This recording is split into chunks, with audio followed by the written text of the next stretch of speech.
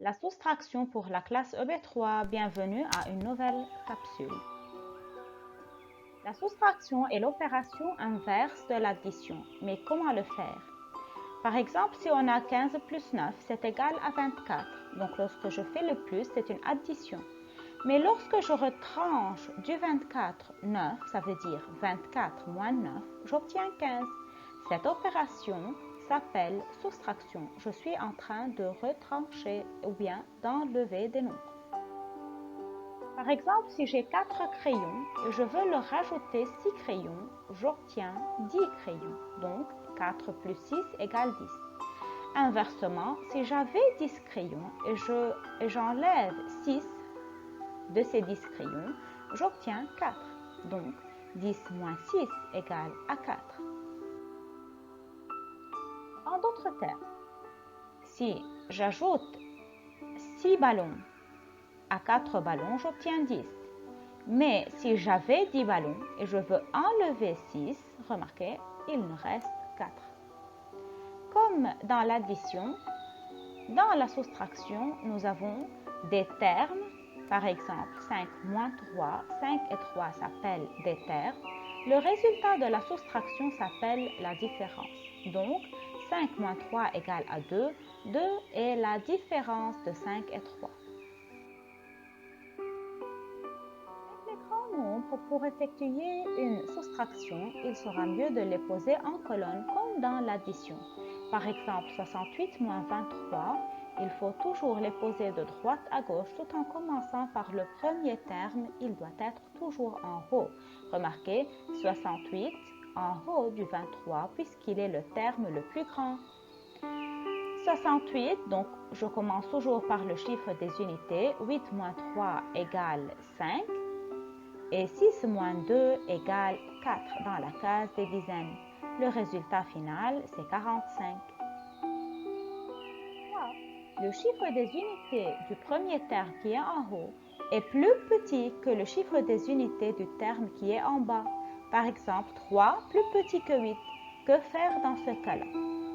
Donc, puisque j'ai 3 unités, j'ai besoin d'avoir plus d'unités pour pouvoir enlever 8 du 3. Donc, c'est pour cela j'emprunte de la case des dizaines une dizaine. Donc, le 6 devient 5. Une dizaine, ça fait 10 unités et 10 plus 3, ça fait 13.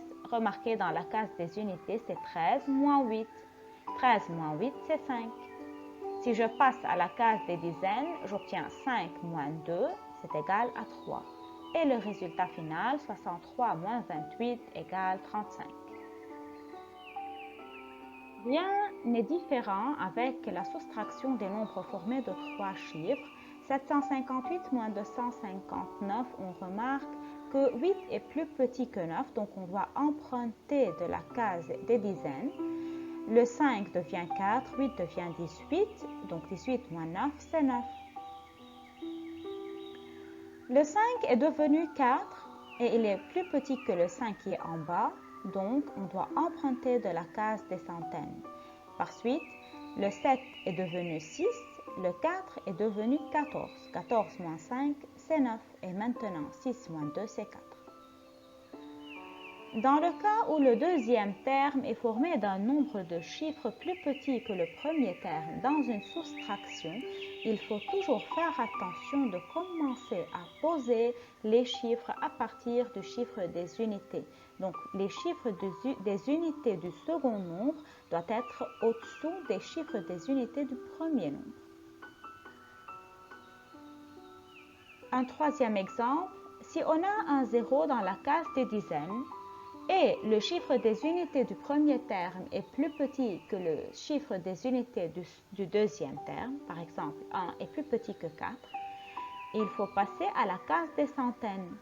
Donc on emprunte une centaine qui va donner les dizaines, le 0 devient 10 et puis le 10 devient 9 pour emprunter une dizaine aux unités. Et c'est d'ici que le 1 devient 11. 11 moins 4, 7. 9 moins 8, 7. Pardon, 9 moins 8, c'est 1. Et 6 moins 2, c'est 4. Prêt à faire des exercices? Prenez vos crayons et vos cahiers et commencez à poser et effectuer les soustractions suivantes. N'oubliez pas de pauser la vidéo pour prendre votre temps.